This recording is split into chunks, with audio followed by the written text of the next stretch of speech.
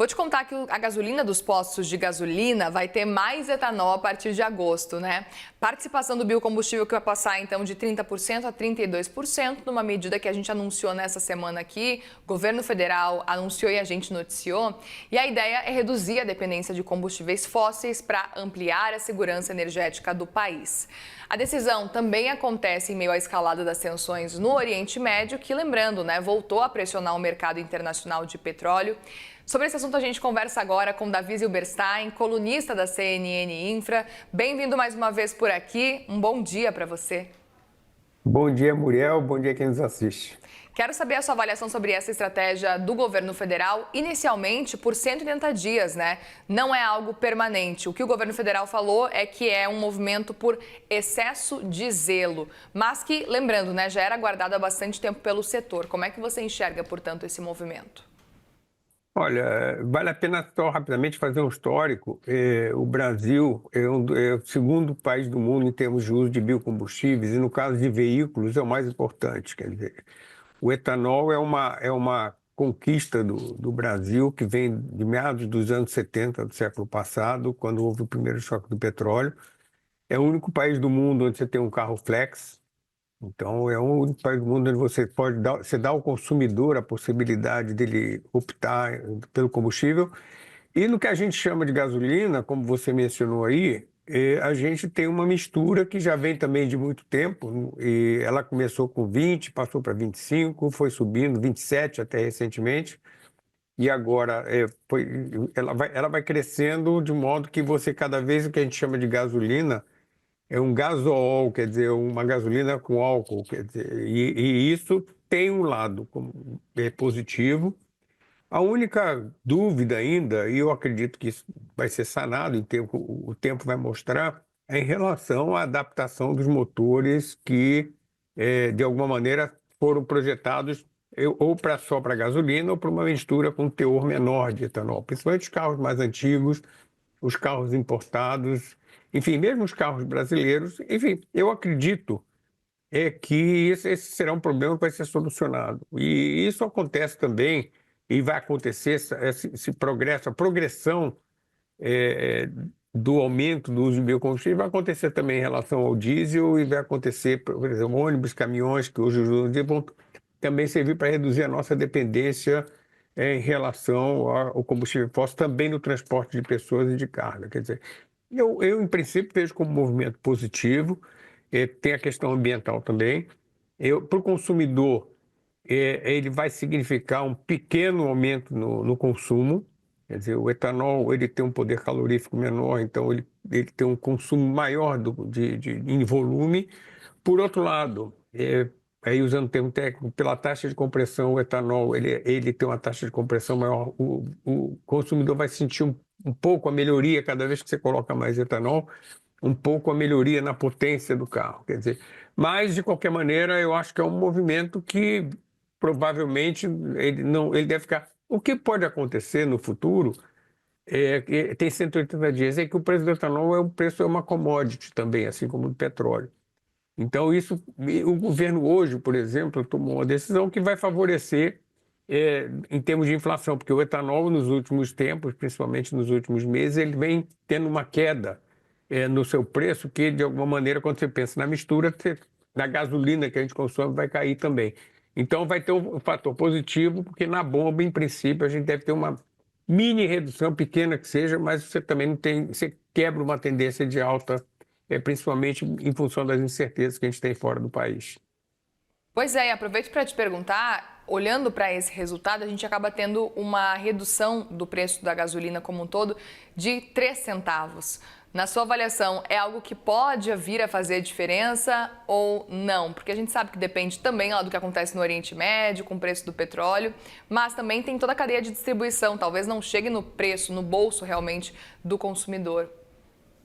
Não, ele impacta, ele ajuda a amortecer, por exemplo. O preço tem se comportado relativamente bem nos últimos tempos, apesar do conflito no Oriente Médio.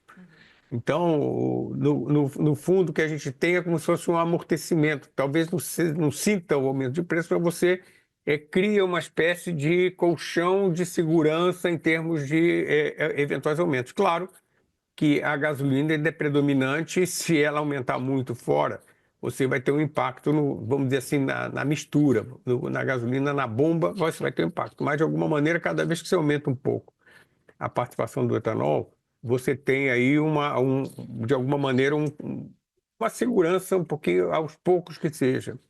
E o que eu queria aproveitar, eu acho que tem um assunto também relevante ligado ao etanol, é que, no caso do etanol, é um combustível que ainda hoje no Brasil ele é muito objeto de muita sonegação.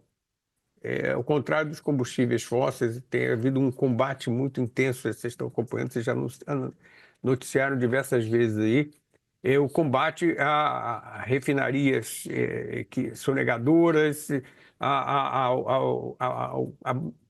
ao crime organizado ligado ao setor de combustíveis, e que isso, de alguma maneira, foi resolvido, está sendo resolvido por ações da polícia e ações fiscais, por exemplo.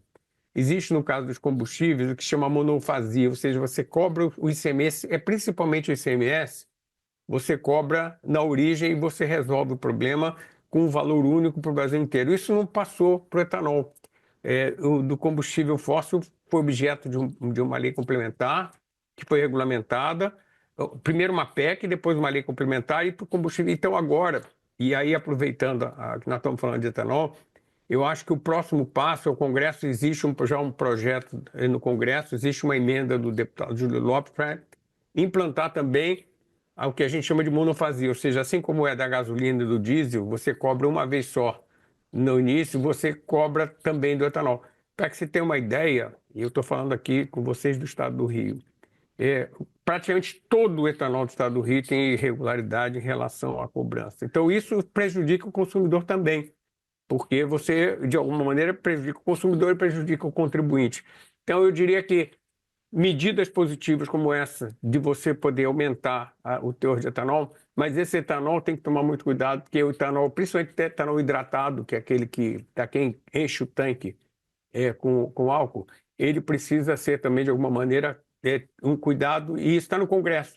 Se o Congresso quiser, aprova rapidamente fechar a porta a uma sonegação muito importante que prejudica muito o consumidor e o contribuinte do etanol.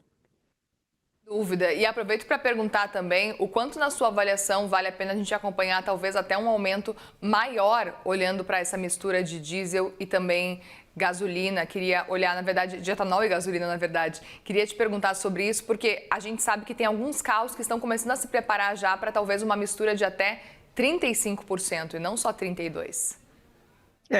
Isso aí vai demandar muita pesquisa, porque não existe no mundo é um caso, como eu falei, o Brasil o consumidor brasileiro tem o privilégio de poder optar. Mas um carro que não é flex, ele pode efetivamente. Aí eu acho que estudos têm que ser muito bem feitos. A gente tem instituto de pesquisa, associação de fabricantes. Eu acho que aí tem que ser muito cuidadoso. Claro que quanto mais biocombustível, no caso do etanol, é melhor para o país, porque ele melhora a sua independência energética, ele flexibiliza as suas possibilidades. O Brasil a dependência para a gasolina é muito pequena aqui no Brasil, mas de qualquer maneira, você ter opções te dá mais segurança. Agora, é aquela história, vamos devagar com a dor, que eu acho que tem que tomar muito cuidado também, porque tem muita gente que tem um patrimônio, às vezes, mais importante de uma pessoa, de uma família, de um motorista de aplicativo ou de alguém que usa para trabalho, para a gente também, por um lado, melhorar uma situação, mas também não penalizar quem precisa dessa mistura adequada ao carro que tem. E ainda olhando para esse cenário, na sua avaliação, é uma decisão que tem que ser permanente? Faz sentido esses 180 dias anunciados pelo governo? Eu acho que o ideal é você ter uma certa flexibilidade, por quê? Como eu falei antes, hoje o etanol está num preço muito, muito adequado para você usar como combustível. Isso ajuda o setor, que é um setor importante, porque se a gente fala de etanol, hoje o Brasil está crescendo muito também no etanol, não só de cana-de-açúcar, mas no etanol de milho. E é uma produção crescente. E é justo que você, de alguma maneira, priorize e, de alguma maneira, privilegie, claro, com limites em termos de custos e de subsídio, o que seja, a produção nacional, o que dá uma certa independência, e não só a produção nacional pelo valor, mas também a produção nacional de combustíveis não fósseis, ou seja, combustíveis que tem uma neutralidade em termos de emissões, que é o caso do etanol, tanto de cana-de-açúcar quanto de milho. Agora, se amanhã, vamos supor, o mundo também está investindo muito nisso. A gente está tendo sanções americanas em relação ao etanol. Vamos supor que essas sanções caiam e você tem um movimento grande de exportação de etanol que acarrete em aumento de custos para o consumidor aqui. Então, o ideal, e isso a tecnologia dos automóveis permite, é que você possa ter essa flexibilidade, sempre que o ideal é ter o máximo possível de combustíveis não fósseis, mas é que você possa ter, a favor do consumidor, que você possa amanhã, se o etanol ficar muito caro e a gasolina ficar muito barata, você possa ter essa flexibilidade de poder ajustar. E isso a tecnologia permite, claro, que com muito cuidado, dentro de certos parâmetros, certos limites, tanto inferiores quanto superiores. Muito bem, nós conversamos com Davi Zilberstein, colunista da CNN Infra. Obrigada mais uma vez pela disponibilidade e um bom fim de semana para você. Obrigado, igualmente para vocês também. Obrigada.